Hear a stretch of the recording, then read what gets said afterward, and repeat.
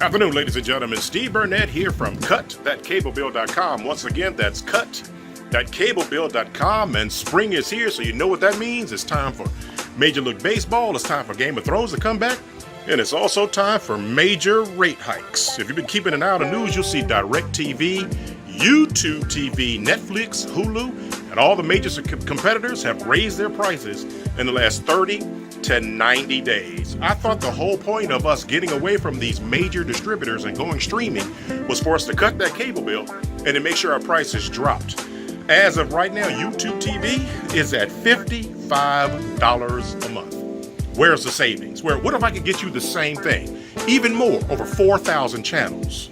HBO, Cinemax, Showtime, Stars, pay-per-view, NBA League, MLB, and every pay-per-view thing that you ever wanted to see for less than $11 per month. And not only that, we're going to give you a free 3-day trial as well. Do me a favor, click on the link below. It's going to take you to a section where you're going to see how to get your free 3-day trial, not only for your phone, tablet, your computer, and TV, but we're also going to make sure that you get everything that you need for less than $11 per month. And right now, you're going to get a free taste just to see what the channels look like.